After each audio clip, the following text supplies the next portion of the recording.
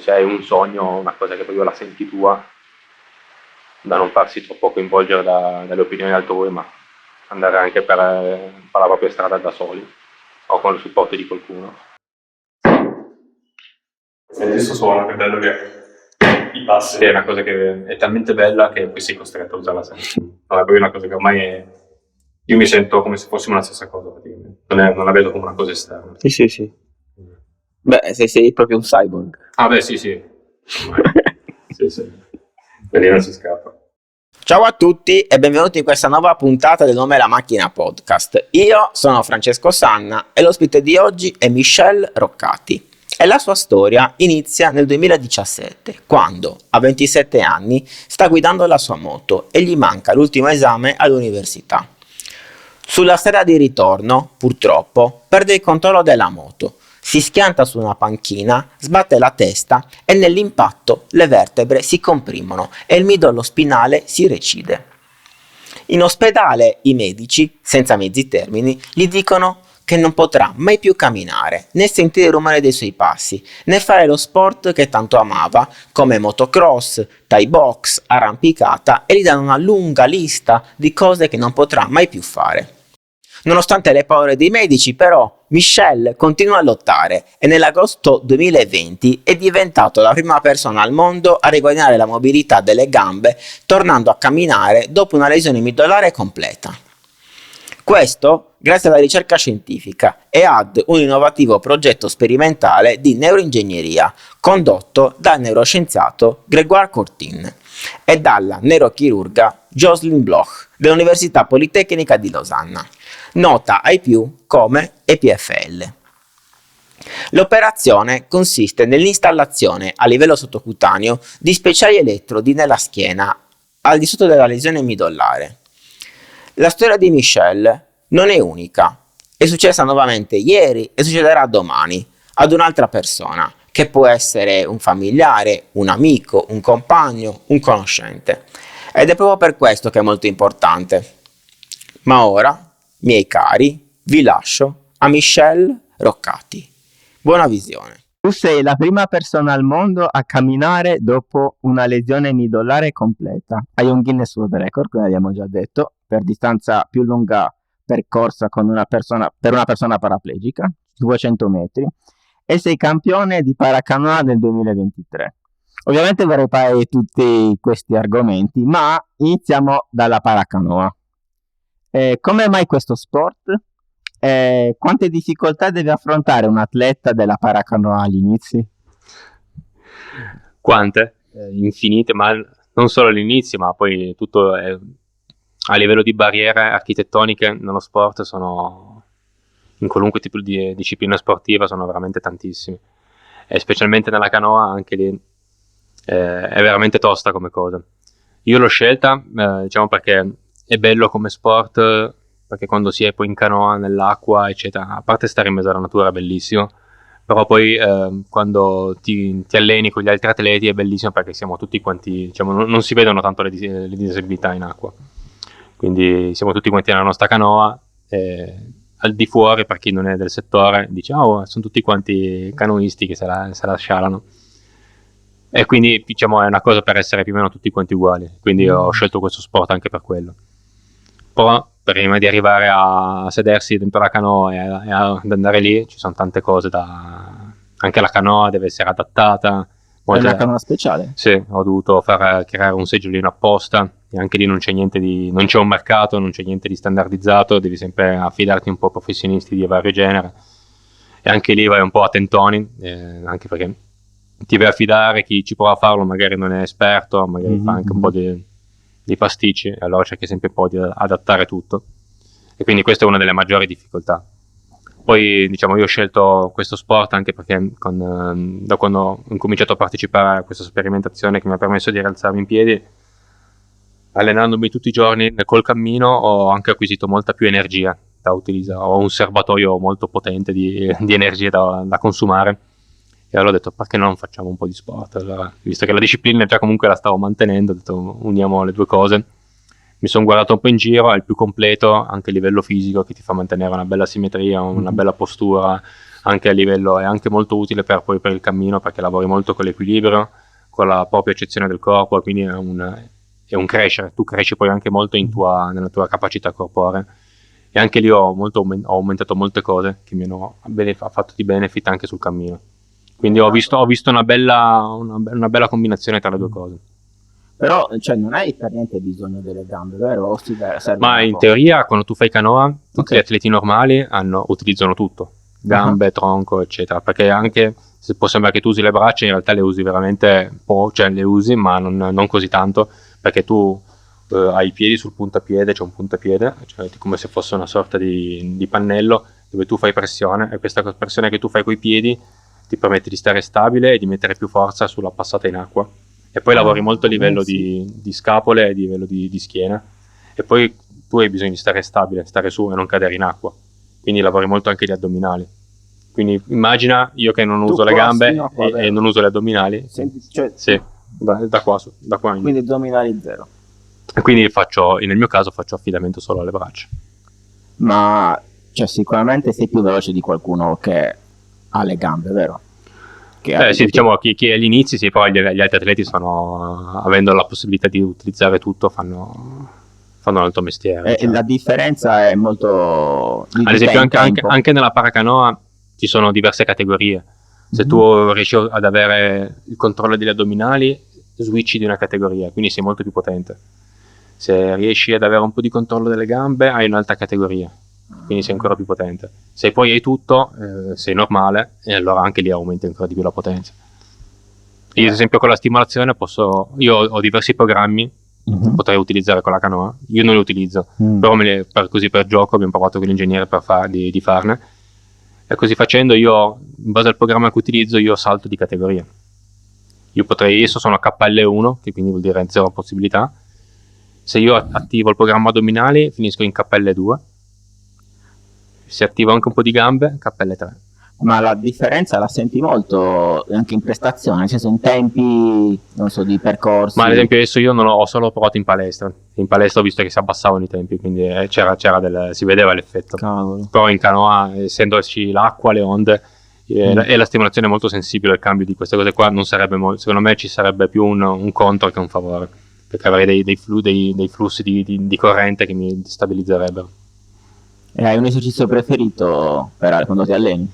Ma con la canoa, diciamo, io cerco non la uso molto la stimolazione, però mi godo la cosa, è una cosa che poi comunque magari preferisco fare piuttosto dopo, quindi magari mi alleno in canoa senza stimolazione, finisco con la canoa, mi accendo e cammino. E quando non ti accendi, hai un esercizio fisico che ti piace, preferito? Senza stimolazione? Sì. Ma diciamo mi piace, ma la parte non è un esercizio solo, è poi la parte che faccio inizialmente ogni giorno. Io mi faccio sempre prima di far colazione un 40 minuti di mobilizzazione e stretching, e quello mi piace perché mi riattivo il corpo, diciamo, vado a strecciare tutto, la muscolatura reagisce bene, tutto quanto, e poi dopo che l'ho fatto mi sento molto meglio. Okay. È proprio un buon metodo per iniziare la giornata. Cioè inizi e dici ok, ho fatto il mio check-up mattutino, tutta la muscolatura ok, non ho botte strane. Diciamo, è una buona routine che mi piace molto. Se non la faccio la sento che manca. Ma senti che senti un po'... Oddio, questo forse è cirdino, è una parola sarda? Cirdi? Cirdino, sì, è Sì. tipo un po' stiff. Sì, infatti è proprio quello, ti senti più contratto, più chiuso, e poi se non lo faccio, ad esempio, anche se vado a far canoa, Sì. e non ho fatto questa routine mattutina, in canoa vado peggio. Sono più contratto da una parte, non sono simmetrico. Questo mi aiuta a essere bello simmetrico, bello preciso, perché poi quando sei in acqua lì è millimetrica, è questione di pochissimo. Anche solo se tu metti un po' il bacino un po' curvato in un punto, ciao, hai buttato via un allenamento. Quindi devi pensare a tutto, e poi devi essere pignolo, come se fosse un tecnico della MotoGP o della Formula 1. Come gli atleti, come i piloti che sono proprio millimetrici, la stessa cosa devi fare così. Perché poi basta veramente, quando hai poco da utilizzare di tuo, quel poco lo devi utilizzare al meglio. Se tu non lo utilizzi al 100% perfettamente e tutto quanto non è messo come deve essere, ciao. E con la canoa è il più sensibile di tutti gli sport. Cioè non è soltanto muscolo, è anche tecnica. No, è tecnica. sì. E adesso stiamo migliorando ogni volta, c'è sempre dei miglioramenti nuovi, nuove cose che poi più migliori di tecnica, più migliori di forza. E più migliori di forza, più ti destabilizzi, allora devi cercare di essere sempre più bloccato, perché poi tendi a muoverti. Ad esempio anche lì, poi c'è la difficoltà degli spasmi, quindi delle contrazioni involontarie delle gambe o del corpo. Ad esempio questa è una cosa che mi va molto contro, perché ad esempio capita spesso in gara, quando magari l'agitazione o la troppa forza, perché io ho tanta forza ma se la metto malamente mi saltano le gambe, quindi cosa succede? Salto proprio fuori dalla canoa, quindi si rannicchiano, come se si muovesse, incominciassero a scalciare per conto loro. E infatti mi bendo sempre con 3-4 nastri, però delle volte non è sufficiente, perché la contrazione è talmente forte che ti butta fuori. E mi è capitato anche in gara di essere balzato fuori dalla canoa. No, e come fai? Lì io tanto nuotare sono capace. Il primo lavoro è raccatti tutto quello che hai di tuo, perché ho tante cose che mi tengono insieme, cuscini, tubi, giri la canoa, metti dentro, prendi anche la pagaia e poi aspetti che arrivino i soccorsi. Però devi essere anche un buon nuotatore, quindi sì, è uno sport che non devi essere tanto preoccupato di bagnarti E quando ci siamo sentiti mi hai detto che stavi facendo dei controlli in Svizzera. Sì. Come sono andati e che controlli hai fatto? Sì, allora io partecipando alla sperimentazione ogni anno adesso devo fare un check-up di controllo con dei test sempre gli stessi per vedere il progresso che è stato fatto con i miei allenamenti. Quindi ogni anno vado giù, valutiamo se è aumentata la plasticità neuronale, se è aumentata la mia qualità nel cammino, la resistenza, il tono muscolare, il tono osseo, perché anche il tono osseo aumenta. Il tono osseo vuol dire che tipo le ossa, se tu stai sempre seduto e non ci carichi mai il peso, tendono a diventare fragili. Quindi è importante anche, io ad esempio, io adesso mi alzo in piedi tutti i giorni con la stimolazione, ma anche prima lo facevo bloccandomi le ginocchia e alzandomi con una sorta di tavolo per caricare il peso sulle gambe. Questo è fondamentalissimo per mantenere il tono osseo buono e non perdere consistenza, perché sennò cosa succede? Tu poi magari non ti sei mai alzato in piedi, stai fermo per degli anni, le ossa diventano fragili, poi capita che arriva la sperimentazione, ti fai di nuovo a rialzare in piedi. A parte che se non ti sei strecciato è tutta la muscolatura accorciata e contratta, quindi non saresti bello da vedere, saresti un po' tutto storto. Tu facendo così ti strecci, mantieni la tua postura naturale da in piedi e in più le ossa sono dense, quindi non sono fragili, perché altrimenti cosa fai? Fai un passo, lo fai male, batti leggermente contro il girello o qualcosa, ti rompi. Invece facendo così il tuo osso è rimasto costante. E quindi facciamo tutte queste cose qua e io ogni volta che vado prendo punti in più, infatti sono andati veramente bene i test. Punti in più nel senso che hai dei punteggi? Sì, c'è si chiama l'Asia Score Test, è un test che si fa per valutare la capacità motoria e sensitiva. Quando si ha una lesione midollare si fanno queste cose qua. Si valuta a livello motorio, poi a livello anche sensoriale con diversi materiali, quindi magari con un ago, con del cotton fioc, queste cose qua. È un test che possono fare tutti? Ma lo fa sempre un fisiatra, sempre un medico fisiatra. No, ma dico anche, cioè se lo posso fare io sto test. Ma io, ad esempio, per conto mio, quando sono a casa io mi alleno su queste cose qua per allenare la sensibilità.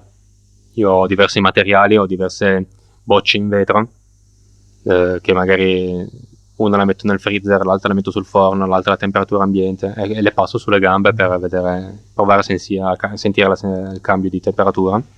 Oppure ho delle spazzole o del cotton fioc, questi sono tutti esercizi da fare per favorire, perché è tutto quanto un allenamento, fisico, mentale, anche sensoriale, ogni cosa è da allenare. E quali sono invece le difficoltà di ogni giorno? Perché molte persone magari possono pensare che la cosa principale sia alzarsi subito, ma in realtà ci sono molti processi prima dell'alzarsi, tipo la normalizzazione della pressione sanguigna, o le funzioni sessuali, oppure andare in bagno senza inserire un catetere, oppure anche stare seduti così non è una cosa banale. Sì, lì dipende molto dalla tipologia di lesione e dall'altezza. Ad esempio, se è una lesione molto alta, lì hai problemi anche di pressione sanguigna. Però, ad esempio, con la stimolazione hanno trovato anche un modo per risolvere questa cosa qua. Ho visto il funzionamento dal vivo ed è impressionante il cambio. Io personalmente non ho questi problemi di pressione, però ad esempio a livello vescicale, eccetera, lì sì, ed è una cosa che pesa molto, la sento molto, infatti anche quando vado su degli ingegneri dico, spingo molto per trovare una soluzione anche a questo problema qua. Però cioè, tra le varie cose, cioè, già il cammino è una gran cosa, quindi anche se magari per molti non è una delle priorità assolute, però è veramente importante, cioè non è da snobare, cioè, non è perché se c'è anche altre cose importanti il cammino è meno importante, quindi è molto bene che già si sia arrivato a quello e secondo me arriverà poi anche il resto, perché so che sta partendo qualcosa anche per più a livello vescicale, trovare... Per la vescica qual è il problema? Che tipo non riesci a svuotarla? Sì, quello, sì, esatto. A livello quindi di devi andare più volte? O come sì, funziona? sì, sì, esatto. E con la stimolazione si può svuotare in più? Cioè sì, non in più, tutta? Sì, magari schiacci il pulsante e vuole invece di fare a livello di cateterismo. Wow. Sì, infatti è una cosa, io ogni volta che vado è una cosa che io premo, che dico, ci siamo. E ci sono stati miglioramenti dall'inizio? O no? Ma ad esempio a livello di, come si può dire, di iperattività della vescica, che anche quello è uno dei problemi, ho visto che si sta calmando un pochino, quindi stando in posizione retta si sta calmando questa cosa qua. Sì. Ogni volta che dici posizione retta mi sento che devo mettermi bene. Sì, no, ma è una cosa che se non ci pensi la dai per scontato, ma non è così. Senti, un'altra domanda che mi è venuta mentre pensavo, se le persone ti trattano in modo diverso dopo che è successo l'incidente, ma ad esempio anche, non so, presente quando sei in metro ci si sorride con degli sconosciuti, però magari quel sorriso che dura un po' di più, che ti vuole dire mi dispiace, ti è mai capitato? Ma diciamo che non ci ho mai fatto caso più di tanto, anche perché tendo a... Cioè comunque non è che cerco tanto il pietismo, io vivo la mia vita tranquillamente, in autonomia, non ho bisogno di nessuno. E anche se sono al di fuori non è che ho bisogno di tutto questo grande aiuto. Poi anche se avessi bisogno comunque a me non pesa e la vedo una cosa abbastanza normale. Quindi, cioè... Sì, dipende proprio come tu ti poni in questa cosa qua. Sì, perché su internet, guardando altre persone che sono state intervistate, dicono proprio questa cosa, che si sentono, che le persone le guardano in modo diverso rispetto a prima. Sì, magari un pochino sì, dipende, poi dipende dai contesti, in quale contesto si è, quindi magari sì. Poi ad esempio sul campo di gara in canoa siamo tutti delle bestie, quindi... non c'è nessun pietismo lì in assoluto, no? Anzi di più se sei in carrozzina dicono che sanno che sei una bestia più di loro, quindi non c'è quel pietismo lì. E infatti per quello che è bello lo sport, ed è una cosa che dico molto importante da fare, perché nello sport acquisti tanta autonomia, poi nel quotidiano ti serve, e poi sei in un ambiente che ti... È sempre bello fare sport. È una bella sensazione. Poi ti aiuta a superare un po' i tuoi limiti, no? Sì. E la competizione, c'è quella competizione buona anche, che vedi quello che si allena con te, che sta facendo meglio e non va bene, devi spingere. Infatti è una cosa anche lì nello sport, è bellissimo. E invece ci vuoi raccontare come mai hanno scelto te e non un'altra persona per l'impianto? Ma allora, inizialmente quando io mi sono candidato per la ricerca sono stato rifiutato, perché avevo una lesione troppo grave. Inizialmente cercavano pazienti con lesioni incomplete, quindi con capacità residue di movimento. Infatti è una cosa che bisogna sempre fare molto prendere in considerazione è lesioni complete da quelle incomplete. Io sono una lesione completa, quindi vuol dire che io non ho capacità di movimento, non mi muovo e non sento la lesione. Inizialmente quindi per testare questa tecnologia cercavano pazienti che avessero qualcosa di residuo. Io li ho contattati, gli ho mandato tutto quello che facevo, i miei atti di allenamenti. Io guardavo gli astronauti cosa facevano quando tornavano dallo spazio per recuperare il tono muscolare più rapidamente, o tutti i miei esercizi di robotica. Hanno apprezzato veramente tanto come cosa e infatti mi hanno detto al momento non siamo pronti per te, però continua a fare quello che stai facendo perché appena saremo pronti per pazienti gravi ti contatteremo. E così poi è stato fatto. Dopo 2 anni circa, io ho continuato sempre di più i miei allenamenti, 7 su 7, diverse volte al giorno. E poi dopo 2 anni mi hanno detto, siamo pronti, se tu ci sei. Allora non me lo sono fatto dire 2 volte, mi sono fiondato tu.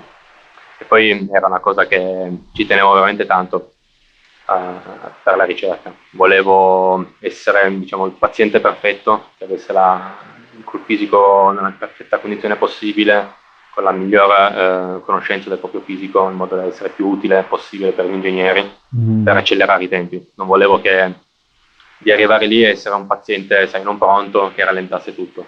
La ricerca è veramente preziosissimo, è una cosa da rispettare. Per quello ho detto, io devo arrivare lì che sono il gioiello. E così, diciamo, è stato fatto perché hanno visto dei recuperi molto rapidi. Ogni giorno, ogni settimana c'era veramente un qualcosa di nuovo. La leggenda narra che c'era un convegno con tuo fratello, quindi tu ti sei molto informato. Sei stato tu che sei stato sempre lì a, diciamo, spingere per Io la cercare. soluzione la volevo. Da quando me l'hanno detto il primo giorno, i medici, quando ho avuto l'incidente, mi hanno detto tu non camminerai mai più. Ho detto no, qua è assurda come cosa, non ci credo. Cioè ci credo adesso, ma non è il mio destino. Io qua mi rialzo e ritorno a camminare. Secondo te sei stato così, cioè, avevi questo pensiero perché eri molto sostenuto da tuo fratello, perché racconti spesso che... Ma entrambe le cose, diciamo, ci siamo supportati a vicenda, dati energia a vicenda, e entrambi avevamo questo desiderio e lo volevamo veramente tanto. Alla fine ci siamo andati incontro, non dico non l'abbiamo creato noi, ma l'abbiamo voluto raggiungere a tutti i costi. E come mai secondo te, cioè, tuo fratello ti è aiutato così tanto? Perché, cioè, nel senso, magari uno si potrebbe anche spaventare o aiutarti non cioè in parte. Ma mi ha visto talmente motivato e credere a fondo nel mio desiderio che ha detto ok, sposo il tuo sogno a pieno. E poi di solito, cioè, non è che mi butto a capofitto sulle cose, cioè, ad esempio anche lì quando sono venuto a conoscenza della sperimentazione avevo una valanga di domande, dubbi, paure a cui ho voluto avere delle risposte concrete e scritte nero su bianco, perché se non le avessi avute avrei detto no. Quindi ogni cosa va presa comunque in considerazione. Ad esempio a livello di radiazioni, perché devi fare tanti test prima, dopo, durante, da capire qual è la quantità di radiazione a cui sei sottoposto. Questa è una delle cose, o i rischi della tecnologia, o diverse cose. Comunque di ogni cosa c'era un punto elenco che era stato poi risposto nero su bianco.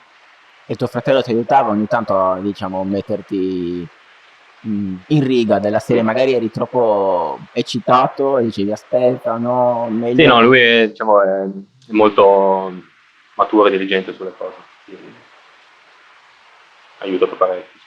Un buon team siete stati. Sì. Ok, questo podcast si chiama L'uomo e la macchina podcast e tu sei l'uomo e la macchina. Cyborg. Stavamo parlando prima delle Brain Spine Interface.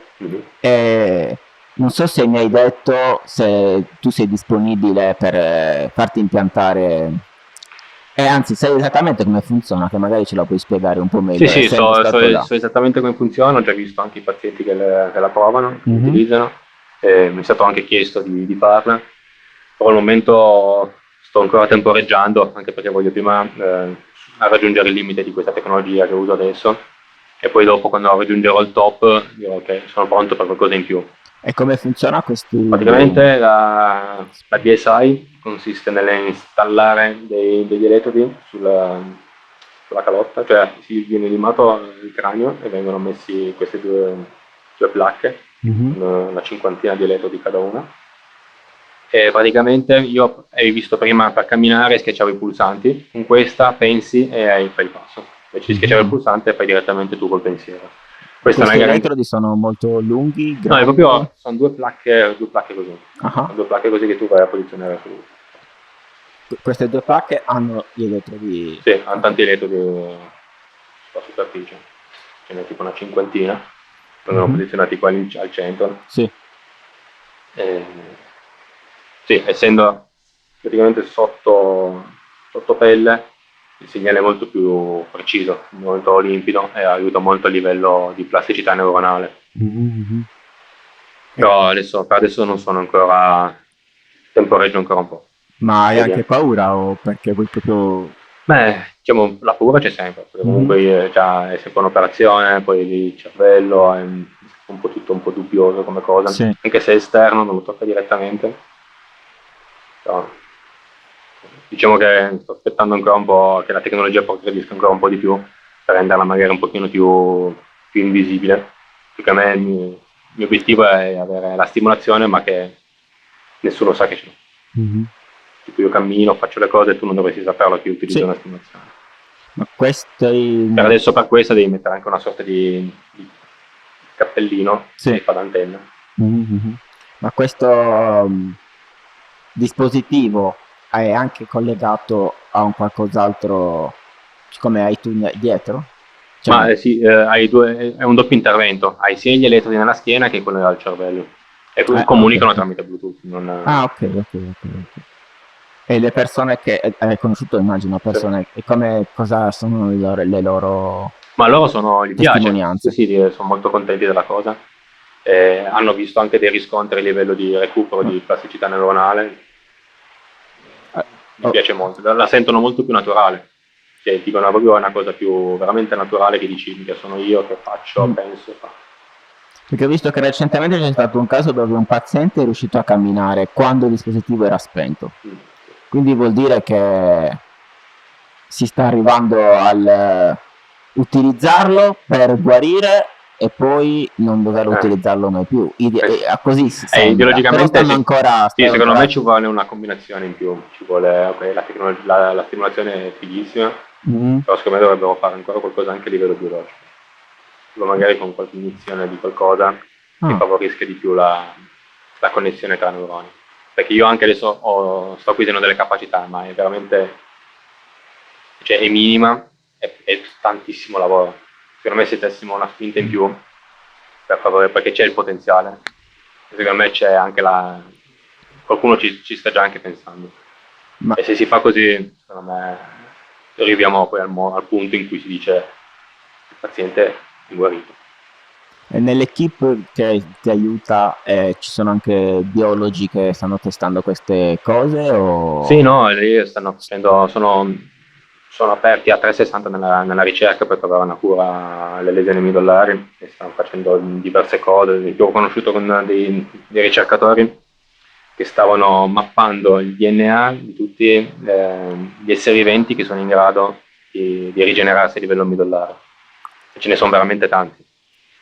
E stanno cercando di capire che tipologie di proteine sono coinvolte, come si comporta, da vedere se queste proteine qua si possono trovare nell'uomo e una volta trovate come andarle a stimolare. Perché poi anche il midollo di per sé umano è in grado di farlo, di autorigenerarsi. Però quello che lo blocca quando succede una lesione midollare è che si crea un'infiammazione. Questa infiammazione qua va a bloccare tutto. E quindi si crea una cicatrice. È questo che blocca tutto. Se non ci fosse questa infiammazione, eccetera, si autorigenererebbe anche di più. Ma scusa, quando noi abbiamo una lesione, tipo un taglio, c'è la cicatrice, però dopo funziona tutto. E lo sai perché non funziona? Perché lì è proprio questione di... non sono nervi, ma sono come se fossero dei filamenti, come se tu vedilo come dei cavi elettrici e tu li tagli. Tu tagli elettrici, tagli i cavi, cioè i cavi o li ricolleghi. Ma invece un'altra domanda, sai se tipo in America o qualche altro posto del mondo stanno facendo delle sperimentazioni simili? Sì, ma si fa in Israele, in America, in Thailandia, in Cina. No, io so, da quando è uscita la notizia su Nature di quello che si è fatto in Svizzera, sono stati diciamo, i premonitori di questa cosa, hanno messo le basi di una cosa che era impensabile fino a anni prima. Adesso molti stanno provando a fare la stessa cosa. Hanno visto il potenziale, la possibilità, la tecnologia che lo permette. Ma non sono tutti insieme, Adesso c'è un po' di, diciamo, è una gran cosa. Chi riesce veramente a trovare poi una soluzione, secondo me vincerà il Nobel per la medicina, e quindi è una corsa un po' per tutti. Diciamo che ne cerca un po' di competizione. Però è buono che ci sia, Sì, per sì, noi pazienti è bene che ci sia la competizione su questo, ne beneficiamo poi noi. sì, e sei stato per caso anche contattato anche da altre università per rubarti il know-how? Stavo pensando, no, però molti ricercatori di altri team mi contattano per avere dei feedback di ritorno, sì. Team alla PFL. Ma anche all'esterno, Ah. sì, volevano sapere come andava con la stimolazione, poi il mio punto di vista. Diciamo. Ma tu hai firmato qualche NDA? No, ad esempio quando partecipo alla sperimentazione sì, c'è un format da firmare, dove c'è una parte iniziale dove c'è un segreto di ricerca, e poi finché la ricerca non è chiusa, non si, ad esempio io finché nella parte iniziale non è stato pubblicato tutto, non potevo pubblicare niente e rilasciare nessuna intervista a nessuno. Se succede se succede cosa succede? Boh, sarà poi questione a livello legale, però tanto a me non interessava più, a me interessava trovare la soluzione al problema, che è più che altro che tanto era a livello sperimentale, quindi finché non si finisce la cosa.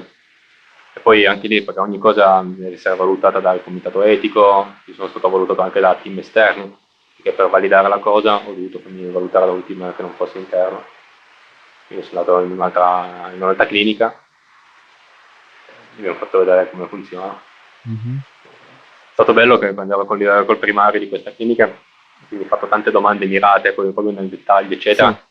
E quasi che volesse trovare un problema, in qualcosa che non mi andasse già a genio. Sì. Infatti quando abbiamo fatto questo colloquio ha detto agli ingegneri di star fuori, di lasciarmi intimidire con lui. E poi non vedendo da parte mia cose negative, io poi gli ho detto, visto tutte queste domande, se vuoi gli faccio vedere direttamente dal vivo come funziona, mi accendo e facciamo 2 passi. Ha detto sì dai, volentieri. Ha detto andiamo fuori in cortile, andiamo a fare 2 passi in cortile nel giardino, visto che c'era il cortile. Allora poi siamo usciti e gli ingegneri erano abbastanza preoccupati. Cosa sta succedendo? Dove sta andando? Ho detto no, andiamo a fare 2 passi sotto in cortile. Allora lì È stato bello. lì è stato che no, ho visto, ho detto, no, veramente è una gran cosa. Quindi, ma secondo te all'inizio non ci credeva o faticava a crederci? Oppure ha davvero usato un metodo scientifico che voleva cercare ogni minima cosa per vedere se... avrà comunque o un mix? Sì, ci sta comunque andare a trovare qualcosa che non va per migliorarlo, per capire un po' dove i limiti. Però come anche una sorta di metodo che bisogna utilizzare. Ma immaginiamoci che tra 5 anni ci sarà un'azienda che si occupa di fare degli impianti. E poi questa azienda fa 5 impianti, ok? Però fallisce.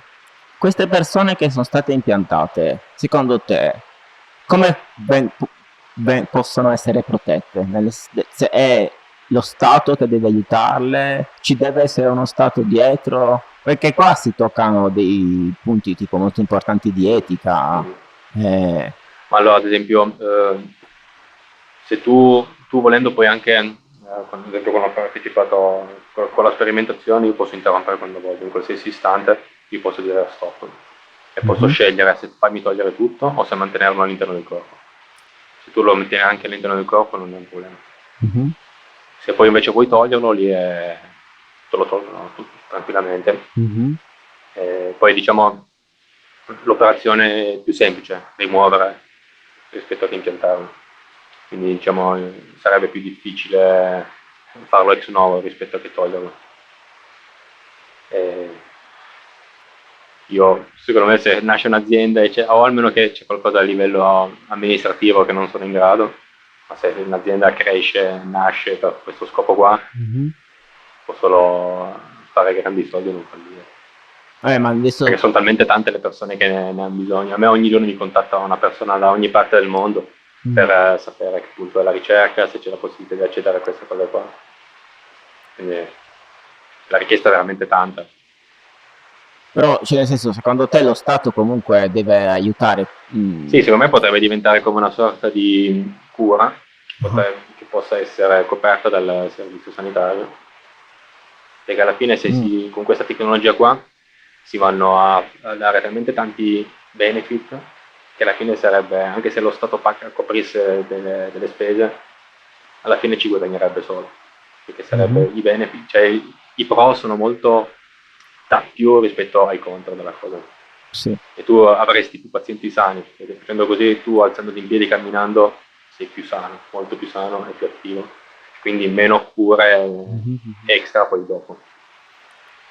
Ma se ci fosse la possibilità di potenziare l'uomo mettendo anche un chip nel cervello, anche un midollo, tu cioè, sei pro o contro questo?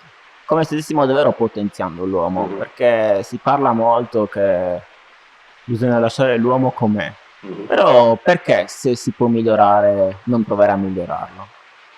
Ma ad esempio io quello che apprezzo molto di questa tecnologia che ho, degli elettrodi, del tablet, della stimolazione, è che ho anche un margine di controllo. Posso un pochino modularla a mio piacimento e posso spegnerla. E poi sono l'unico ad avere accesso a queste cose qua. E non essendoci internet, è veramente un circuito chiuso. E la stessa cosa sarebbe anche per a livello di chip cerebrale. Vedete un po'. È sempre una cosa un po' borderline. Ci vogliono tante cose che ti permettono di avere la certezza che non possa essere craccato, manomesso o pilotato da persone esterne. Se tu avessi la certezza che nessuno lo può craccare, Matematica al 100%, Sì. e se ho anche la possibilità di spegnerlo quando voglio. Sì. E invece la possibilità proprio di potenziarti, faccio un esempio così che mi viene in mente adesso stupido, stai facendo leg press, non so, metti potenza a 100 e riesci a sollevare molto di più, ma anche Beh, già lo faccio così. Già lo faccio così. No, infatti ho tanti programmi con tanta potenza diversa. ma anche per salvare la vita di una persona, magari c'è una persona che è sotto, non lo so, un tronco di albero, allora riesci a aiutarla, cioè Perché no? perché, cioè, ok, quindi tu saresti favorevole, ovviamente sì. dicendo che nessuno te Sì, lo può ovviamente craccare. fai conto che è come quando tu modifichi una macchina o una Sì. moto, se tu la modifichi, metti più potenza, devi però prendere in considerazione che diventa più delicato, quindi devi potenziare poi anche tutto il resto. Perché se tu potenzi solo una componente, poi si può di sicuro che poi spacchi il resto. Quindi comunque Tipo un bilanciamento. devi avere una visuale a 360. Non banale. E poi ci sono sempre dei range, anche senza essere veramente Superman che sollevi una macchina, però un minimo di più ci sta. Ok. E poi un'accelerazione, per esempio, anche a livello di riabilitazione. Io con la stimolazione, ad esempio, quando faccio le scale, ogni tanto viene un fisioterapista ad allenarsi con me, lui dice: accidenti, vedo dei cambiamenti in un'ora, che io in un paziente che non avesse senza stimolazione li vedo in mesi o anni, cioè quindi capisci le tempistiche. È proprio un accorciamento della riabilitazione o di tutto qua. È la stessa cosa con la potenza, come può essere, c'è un trucchettino per accelerare il tutto. Ultima domanda, che lo so che hai pochissimo tempo. C'è qualcosa di cui non abbiamo parlato ma che tu vorresti comunicare alle persone che ascoltano? Ma prima cosa, supportare la ricerca, ad esempio, e ci sono diversi eventi che organizzano delle raccolte fondi per supportare la ricerca per trovare una cura alle lesioni midollari, come ad esempio la Wings for Life World Run. Partecipando a questi eventi si fa una gran cosa. Invito veramente a folla a unirsi a questa grande causa. Quando è? Quest'anno è il 10 maggio. 10 maggio e si può correre ovunque si vuole, in qualsiasi punto del mondo. E poi altre cose, ad esempio per chi ha subito una lesione midollare, dove una volta era una cosa utopica rialzarsi in piedi, futuristica, diciamo il futuro è qua, siamo arrivati, adesso ci sono i buoni presupposti, quindi da incominciare magari a prendersi un po' più cura del proprio corpo e renderlo più pronto per quando sarà poi ora di rialzarsi in piedi. Quella è una gran cosa. E poi, ad esempio, anche invece per chi più a livello generale, ad esempio se hai un sogno, una cosa che proprio la senti tua, da non farsi troppo coinvolgere dalle opinioni altrui, ma andare anche per la propria strada da soli o con il supporto di qualcuno. Come si fa a mandare via le persone che ti provano a buttare giù quando anche sei piccolo? Perché non è facile. Ad esempio già e lì dipende da te, dall'importanza che tu dai a loro e alla loro parola. Tu dovresti dire la verità o diciamo, la realtà intorno a me si crea con quello che io penso, con quello che io percepisco di mio. Quindi pensa e reagisci positivamente e serenamente e vedrai che tutto quello che hai intorno al tuo background si comporterà poi di conseguenza. Perché poi è come tu reagisci alle cose che poi si pongono poi davanti a te durante la vita. E se la pensi sorridendo positivamente, poi anche se c'è qualcosa che non va, alla fine vedi che se fai questo lavoro mentale, alla fine riesci a trovare una cosa positiva anche in quello. Perché magari se hai una sfida in più, o che hai una difficoltà, ma ti costringe a lavorare su te stesso, a crescere, e poi dopo che l'hai superata dici, era così una sciocchezza, perché ero così spaventato all'inizio, che poi è veramente l'ho passata con così, cioè se ci pensi, dici è stata così una passeggiata, anche se poi alla fine non è così. Poi dici, quando poi arriva il termine dici wow, cioè ce l'ho fatta e poi dici, e come ti senti? Dici wow, sono un altro. E lì è un tassello e si diventa sempre più maturi, più adulti. Che poi non è questione, poi non è questione di età, cioè può capitare anche da più piccoli, da bambini, da ragazzini, diventi adulto anche da bambini. Ho visto delle cose, dei casi che con la forza che tirano fuori certe persone che è impressionante. Veramente da supereroi con la S maiuscola. Grazie. No, grazie davvero, e comunque sei proprio un'ispirazione. Sei molto solare, pieno di energia. Anche la non manca. Grazie di essere una persona che porta avanti anche la scienza su se stesso. È un po' un compito davvero importante, so che è una buona responsabilità e la prendo a cuore come cosa, cioè, so che ho una bella responsabilità. Sì. Anche grazie non è per me, ma è per tutti. Se ti senti il peso di molte persone? Ma è un peso, ma è motivante. Ok. Non la patisco come cosa, anzi spingo di Ti più. fa piacere? Sì. Ok, bene. Grazie ancora. Grazie a te. Il podcast è finito, ma per i più curiosi e più interessati, Michelle, prima della registrazione del podcast, mi ha fatto vedere come funziona la stimolazione. Quindi, di seguito vedrete alcune clip dove Michelle mi racconta di un suo futuro progetto che si potrebbe trasformare in un nuovo Guinness World Record. Quindi, regia, fai partire le clip. Questo è il mio manuale di istruzione. Praticamente ogni paziente viene poi rilasciato una sorta di manuale da poter poi continuare la riabilitazione poi per conto suo, una volta finito il trial clinico, e può decidere se farlo in autonomia oppure con il supporto di qualche fisioterapista. E questo, diciamo, è più un aiuto per il fisioterapista, dove praticamente gli viene spiegato tutto ciò che concerne la stimolazione. Vedi, questi sono gli elettrodi. Questo è il pacemaker che ho nell'addome che manda gli impulsi elettrici. Questo è il cavo che ti dicevo. Qua c'è una spiegazione. Tutto quanto. Questo cos'è? Sempre l'elettrodo? No, questo è il tuo... No, questo è il midollo. Sì. Qua spiega un attimino le varie ampiezze, amplitudini, proprio ti spiega come si comporta un tablet. Adesso ci sono tante pagine, ma poi a livello, cioè poi te lo spiego. Vedi qua ci sono i vari esercizi che si possono fare, ogni esercizio c'è un programma, quindi io ho un programma per fare queste cose qua.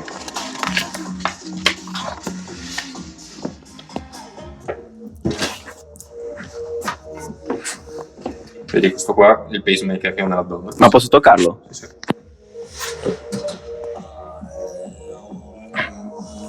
Poi adesso non si sente tantissimo, poi ci sono i fili che passano. Però i fili passano da qua dietro e vanno. Wow.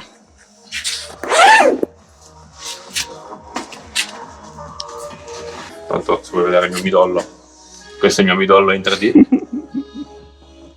Che flutta, vedi qua sono tutti i filamenti ed è veramente importante capire come è strutturato, perché poi l'elettrodo, fai conto che l'elettrodo è lungo così e quindi prende una porzione così di midollo, cioè gli elettrodi, perché è una linguetta elastica con tanti piccoli elettrodi e vanno a prendere questa parte. Non hai un prototipo, cioè, dell'elettrodo? No.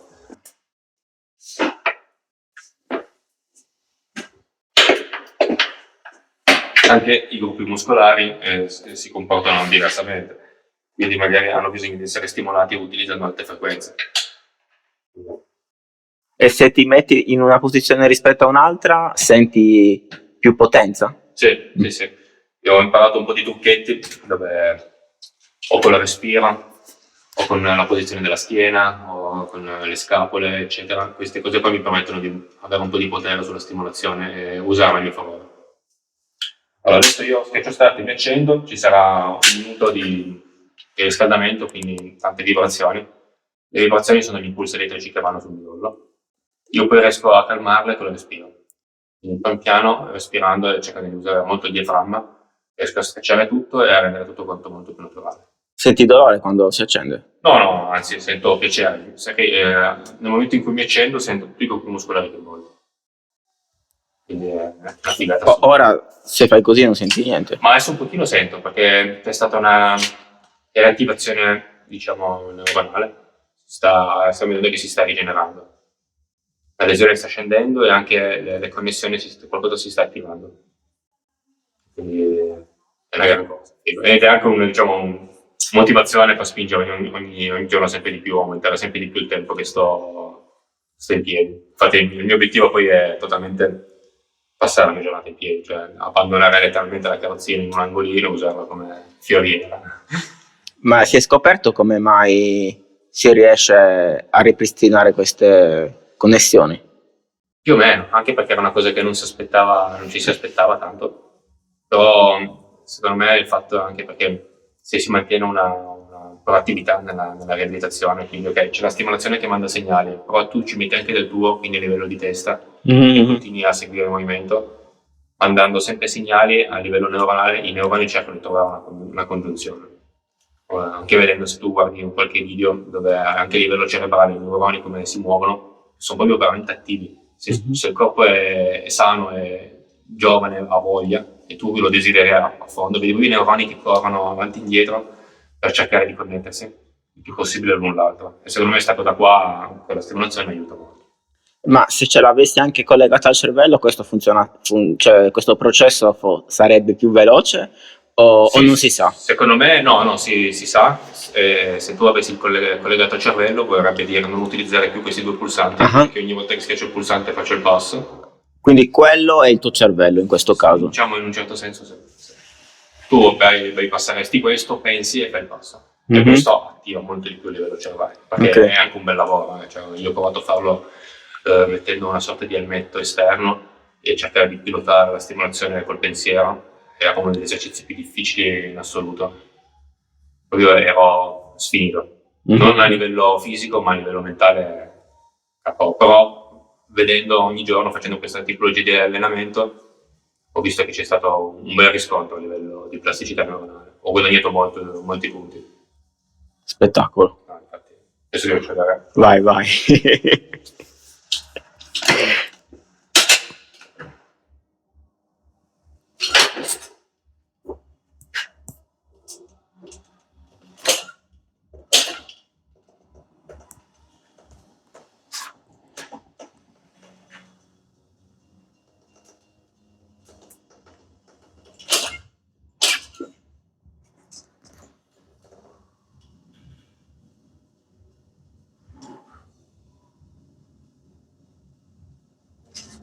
Adesso la sensazione è favolosa perché sento tutti i gruppi muscolari delle gambe coinvolti che si stanno scaldando.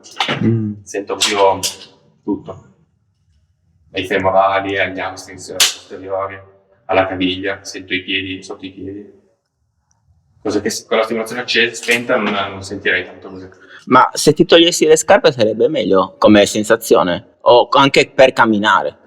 Per camminare no, perché adesso non è ancora così precisa la stimolazione, quindi è possibile che ci siano dei passi non fatti bene, eccetera, Sì. quindi potresti farti del male. Beh, e prima quando hai vibrato... Ah, scusa, finisci. No, ad esempio, però, se dovessi solo stare in piedi, lo faccio anche scalzo. Per esempio, se mi faccio la doccia da in piedi, sto scalzo. Ok, quindi prima che quando hai vibrato, come mai? Cioè, perché adesso sei fermissimo. Adesso io sto parlando, però sto lavorando anche a livello di respiro. Devo cercare di non svuotare completamente i polmoni. Perché se svuoto totalmente i polmoni, vado a togliere poi potenza. Io quindi devo sempre stare col petto bello carico, e così io facendo così ho la massima potenza e c'è minima vibrazione. Infatti io qua non ho bisogno, cioè il livello è solo per l'equilibrio. Beh, se invece apri le gambe è più difficile. Cioè, Se mi si dice. sarai più stabile. Ok. Però ce la fai tranquillamente? Cioè, io il girello non è che lo uso.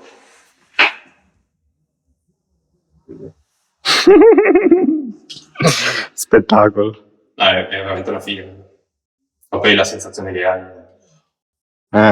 E poi non ti posso dire, immagino. Ti dà molta energia poi per il resto. Magari può sembrare un po' faticoso, se magari fare 2 ore di cammino, eccetera, si suda e dura. Però poi dopo non è che dici, sono stanco, non faccio più niente, dici, minchia, sì, voglio fare altre cose, e quindi poi esci, fai. Infatti anche per quello ho iniziato a fare canoa. Perché ho detto, io ho tanta di quell'energia da spendere, come la spendiamo? Facciamo lo sport a livello agonistico, piuttosto che c'era. Poi è questo che fa, ti dà molta più vitalità per la vita quotidiana. Beh, lo sport in generale comunque... No, più che altro lo stare in piedi. Lo stare in piedi è naturale, cioè noi siamo fatti per stare in piedi. E pensa che io mi lamento ogni tanto che tipo non voglio stare molto in piedi, anche se hai ragione, cioè io lo noto, tipo metti che lavoro per 9 ore e sono tutta l'ora seduto, infatti mi sono comprato la scrivania. Sì, ma come hai l'energia poi dopo? Cioè, sei morto. Sono stanco, sì, anche le gambe mi fanno male, e i piedi. E io infatti cosa faccio? Io ogni mattina faccio sempre il mio check-up mattiniero, prima di fare colazione faccio sempre un 40 minuti di stretching, mobilizzazione, di tutto. Da spento? Sì. Ok. Ma questo a cosa serve? Nel senso, se sei spento, alla fine i muscoli, cioè, non lo so, stanno lavorando o no? Perché tu è come se stessi muovendo una cosa... Ma allora, vai. Il fondamentale è prendersi cura del proprio corpo. Ma non è solo per chi è in carrozzina, ma per tutti. Se tu ti fai questi esercizi al mattino, quindi stretching, mobilizzi ogni giuntura, ogni punto articolazione, tu vai a fare un buon esercizio per mantenere l'elasticità muscolare. Perché se tu un muscolo non lo stretchi, tende poi ad accorciarsi. E quindi perdi poi la tua naturalità. Cioè tendi ad avere, articolazioni più corte. Ad esempio anche il bacino. Se tu stai sempre seduto in carrozzina o seduto in sedia e non lo stretchi mai, cioè non puoi stare dritto poi così. Stare sempre così. Sì. Guarda cosa succede? Wow! Questo serve anche a me. Guarda la stimolazione che se ne va. No, spettacolo! Cioè sto imparando roba su di me anche. Se stai invece dritto.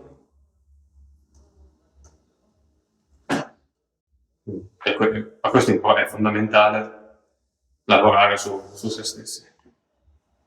E io questa è una cosa che ho imparato nel corso dei vari anni, anche prima di partecipare alla stimolazione, alla sperimentazione.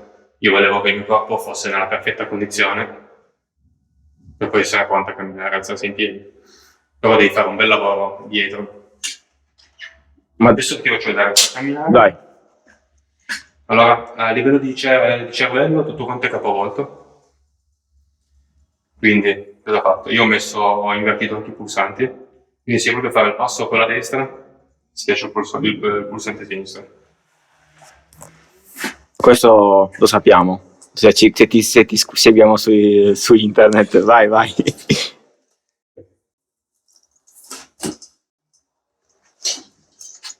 Schiaccio di qua.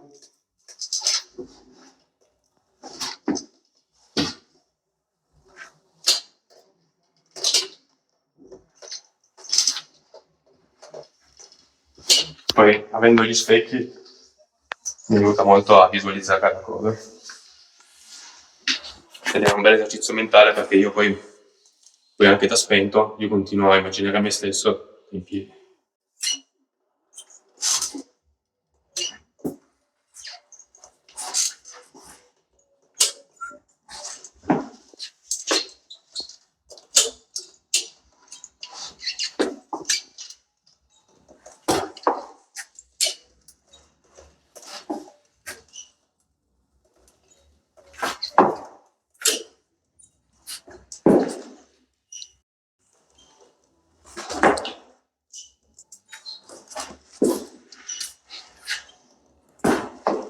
Ma visto che hai il Guinness World Record di 500 metri, adesso lo puoi battere secondo te? Sì, faccio anche un chilometro. E come mai non chiami i signori? Dovrei farlo. Ma dopo ti racconto di un progetto che può essere anche un nuovo Guinness World Record.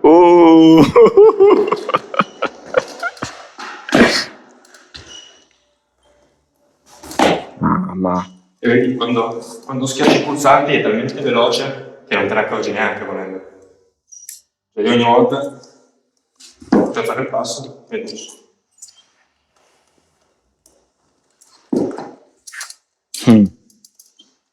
Dai. E quindi se metti un'intensità più piccola, tu fai un passo più piccolo? Sì. Ok.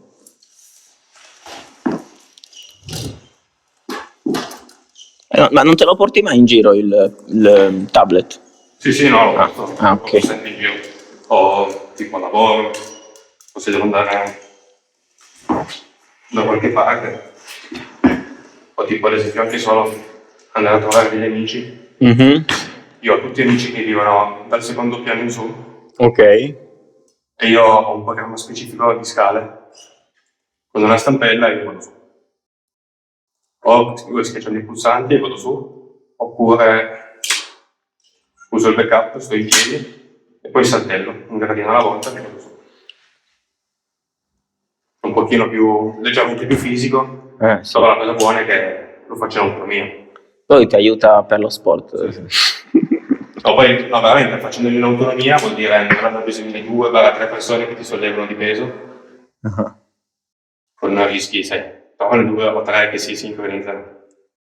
Quindi mi è capitato anche diverse volte di cadere dalle scale. Porca. Però se lo faccio da solo, sorrido, so come devo fare, lo faccio. E ti pesa che magari delle persone ti aiutino? No, Ok. infatti che sono veramente tanto autonomo. Mm-hmm. Poi c'è giusto un minimo su alcune cose, però non la vedo tanto un peso. Delle volte parlando così penso di essere quello che fa più passi rispetto agli altri. Cammino più io alla fine che... Ma come mai? Rispetto, ma veramente così. Oh sì. Ma tu puoi anche vedere quanti passi fai al giorno? Com'è che... No, posso vedere non i passi, ma il tempo. Quanto tempo uso per la stimolazione. Proprio quello. Poi dipende dalla giornata, perché voglio fare un lavoro più di qualità, quindi magari di percezione, quindi magari mi sposto un po' lateralmente, un po' frontalmente. E comunque, se ti sposti, senti poi anche diversamente la stimolazione come lavora. Ma cosa vuol dire? Cioè come, descrivimi questa cosa che mi hai detto. Cosa vuol dire che senti la stimolazione diversa? Perché sento che va a lavorare diversamente sui gruppi muscolari. Ma questo vuol dire che l'impulso ti fa sentire meno il muscolo che sta lavorando? Io adesso sento il muscolo che lavora. Ok. Io come stimolazione la intendo ormai come se fosse una parte di me, Sì? però è proprio quando io dico sento la stimolazione che lavora in maniera differente, vuol dire sento il muscolo che lavora in maniera differente. E tanto è Cioè, ma anche se ti metti, tipo se ti sporgi sulla destra. sì, poi quello fa anche molto il peso del corpo. Sì, Il peso del sì. come tu vai a caricare su un arco rispetto all'altro, quello ti aumenta la percezione.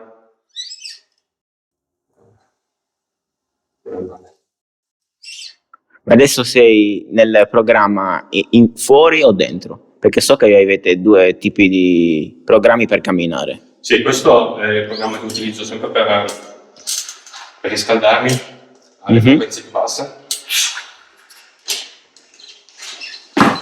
E anche la stimolazione arriva molto più lentamente. Poi in un altro, molto più basse, le frequenze sono più alte e anche la velocità è più veloce. Spettacolo.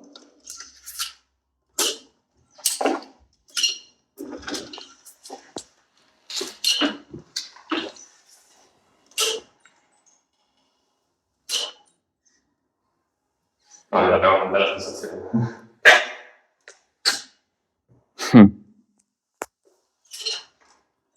E poi più cammini, più la qualità del passo viene meglio. Quindi è questione di ritmo. Quindi se fai pochi passi, ti fermi, eccetera, magari il cammino non è bello.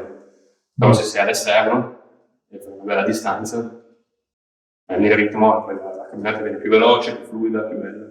Ma perché non lo tieni sempre acceso? Qual è il vantaggio di tenerlo spento?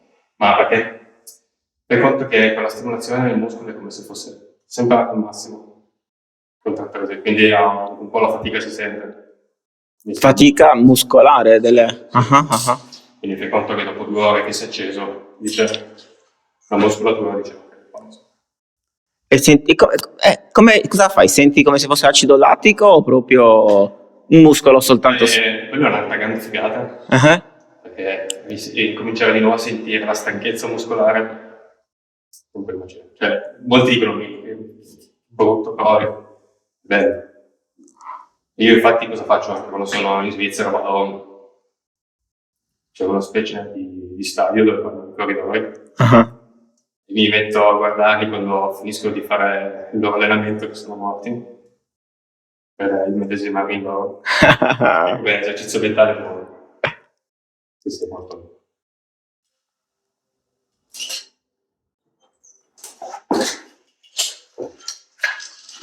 E poi diciamo il limite è anche a livello tecnologico.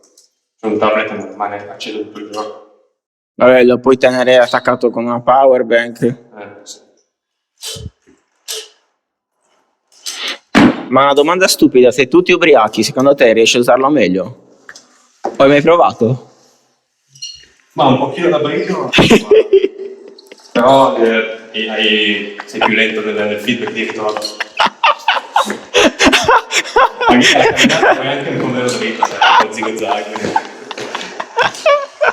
No, però anche con l'alcol funziona. Abbiamo testato anche quello. Per la scienza,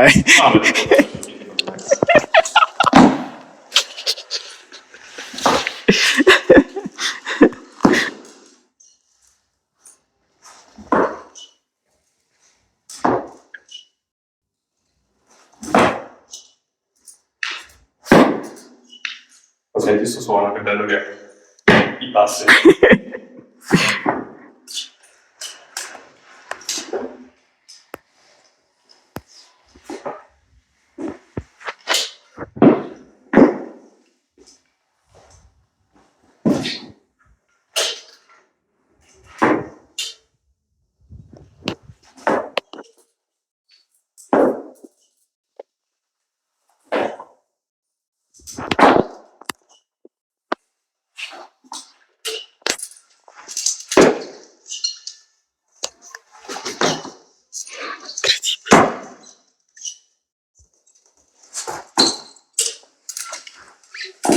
Adesso ti faccio vedere che finché non si faccio start, lo stop. rimango con la stimolazione in corpo.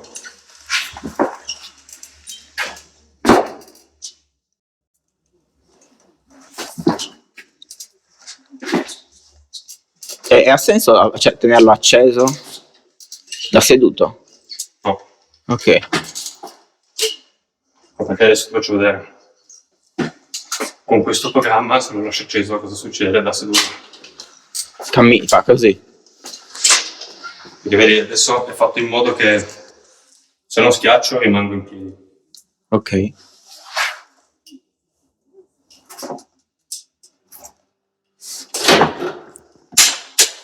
Perché non mi spengo? Schiaccio stop. Schiaccio start. Ma tu cosa senti qua? Quando fa facendo questo movimento così? Senti tutti i femorali che si contraggono. E poi ho anche un bel esercizio qua, molto utile per la stagione estiva, programma addominali. Questo veramente... l'ho visto. Questo è l'optional che tutti ci invidiano. Così sei sempre contratto? Obbligato, adesso faccio vedere la foto. E dai.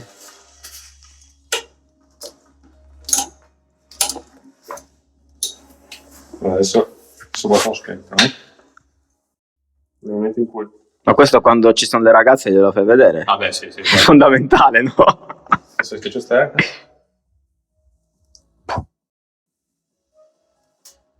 E poi tu puoi regolare con più e meno.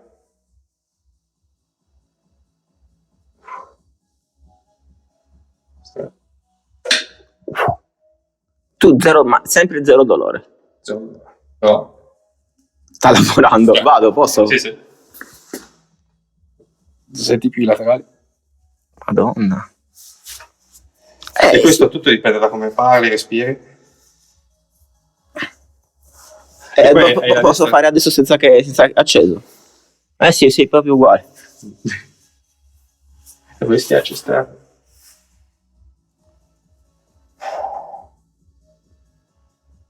E questo ti dà molta più stabilità, eccetera.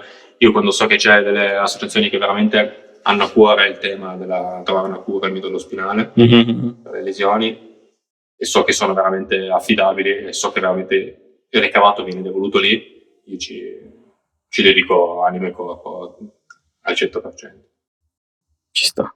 No, è veramente importante. Poi vedo l'effetto che fa poi per chi ha subito una lesione midollare, sapere che adesso c'è una possibilità, c'è una speranza, vedere, ritornare a sorridere, gli occhi come sono, è bellissimo. Sia per me, ma per chiunque altro. Vuol dire che non è un punto, ma è magari dico che ho avuto un incidente, sono in carrozzina, mi prendo una pausa, intanto c'è la possibilità, e sono alla ricerca, stanno molto avanti, non è il mio destino a vita. E questo secondo me aiuta molto su come prendere la vita in diversi ambiti, anche magari a prendere sicuro di più di se stessi. Ma non è banale vedere i lati positivi quando ce ne sono molti negativi. Come fai? Lì non è un annullare le cose, è prendere entrambe le cose in considerazione, però è focalizzarsi su quello che è più importante. Il più importante è il negativo o il positivo? Il più importante è, stare bene, sorrisi, le amicizie, i familiari. Quelle sono cose che danno energia positiva per poi andare avanti. Tutti dicono, quello che non ti uccide ti fortifica. Quello che ti uccide o le cose tristi sono tutte energie negative che ti tolgono energia da andare avanti e non ti fortifica per niente. Ti butta giù, ti chiude, non fai più niente. Se tu vuoi energia, pensi al resto, non a quello che ti distrugge. Pensi alle cose belle, gli amici, i familiari. Però vabbè, una cosa brutta, non pensi che ti fortifichi? No. Ti fortifica come tu la reagisci. Chi è intorno, è il buon clima positivo che ti supporta nelle tue scelte. Se tu hai a cuore di fare una cosa, la fai. Mi ricordo che hai detto in un'intervista che tipo di non circondarsi di persone tipo che ti buttano giù, meglio da soli a sto punto. No, perché lì è un circolo vizioso. È come se fosse una spirale che va a scendere. Più prendi energie negative, più vai giù, più vai giù. Se invece cerchi di mantenere una cosa Sì, sì. standard, è una cosa che ho visto molto su di me, che se passo magari delle giornate con delle persone che continuano a lamentarsi, che dopo cioè se voglio Sì, stanco, sì, sì. Sì, ti stanca di più che sai fare una giornata di lavoro, cioè poi una cosa a livello di testa, tutte cose che uccidono. Secondo me anche lì i neuroni invece di correre e cercare di abbracciarsi, o abbracciare con setta, ce ne stanno in un angolino lì. È quello che fa. Sì, poi anche se sei giù è inutile che si sai, magari ti autodeprimi ancora di più, sei film tristi, no, fai ciò che ti piace. Se sei giù, fai ciò che ti piace, che sorridi. E già sorridendo già ti cambia la storia. No, ma è incredibile quanto sei positivo. Sì. No, tendo a essere ogni giorno, anche se tanto se c'è le cose brutte, come finiscono le cose belle, finiscono anche le cose brutte. Sì. E già anche quello aiuta molto. Ma sicuramente l'affrontarlo cambia tutto, cioè il modo in cui lo affronti cambia tutto. Poi cresci, diventiamo adulti anche per quello. Con dignità. Ma poi ho visto diventare adulti dei bambini che io in confronto sono una nullità. Proprio ho visto con che forza, con che grinta. Pazzesco. E lì poi quando sei di fronte a determinati vivi, lì non hai scuse. Allora reagisci. Questo non è una di quelle frasi da coach, ma però è veramente così. Non hai scuse, ti dicono come hai fatto, eccetera. O facevo così, non è che avevo altre scelte. Beh, però no, potevi avere la scelta di deprimerti e stare... sì, certo, è una scelta anche quella. Sì, quello sì, ovviamente. Che consiglio daresti a un ragazzo che è in difficoltà in generale a sto punto?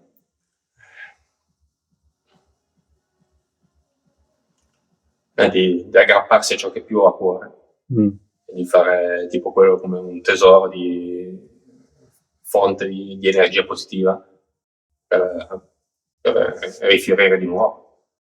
Tipo se ti piace, se magari succede qualcosa che ti toglie delle cose a cui tenevi veramente tanto, però secondo me se l'uomo è in grado di trovare una soluzione a tutto, se puoi trovare comunque una scappatoia per arrivarci intorno, magari non è più come prima ma la fai comunque.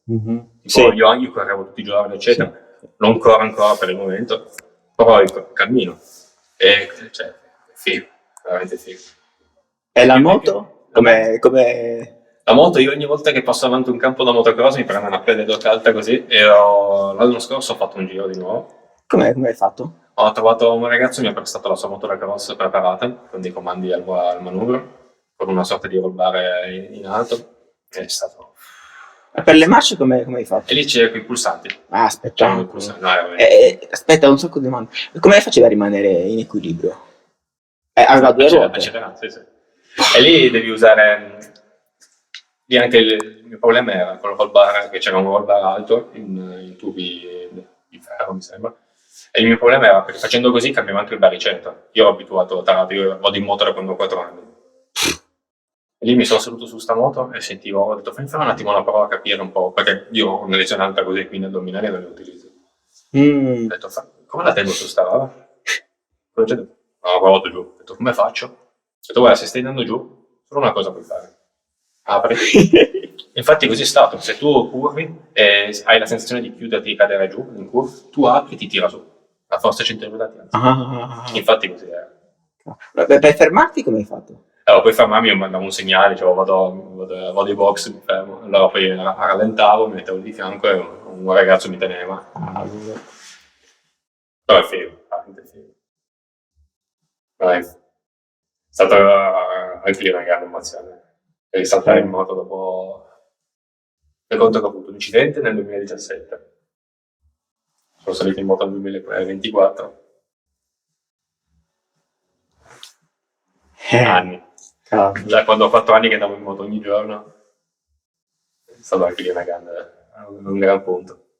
Infatti la mia lista, quando ero nell'ospedale, la lista di tutto ciò che non si può più fare, Adesso dipende in ogni cosa. No, qua si fa di nuovo. E la mettiamo nelle cose che si possono nuovamente fare. E sta aumentando. Deve essere stata una bella soddisfazione. Sì. Veramente sì. E adesso abbiamo un progettino in mente, una nuova attività, un nuovo sport.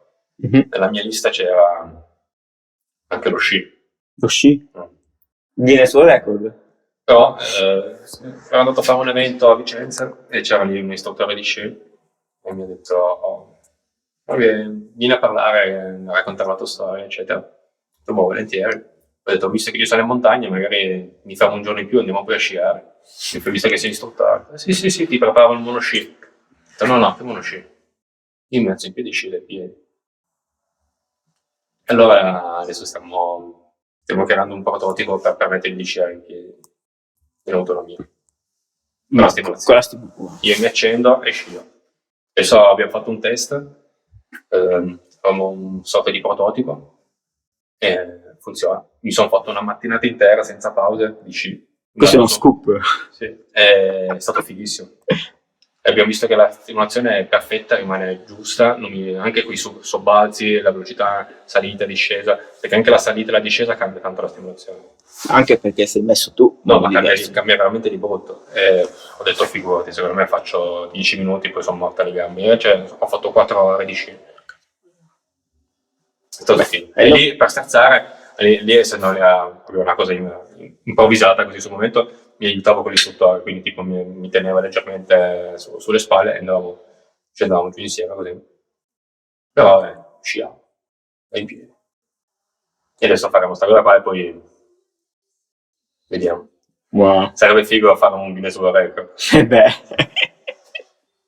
Grazie per essere arrivati fin qua.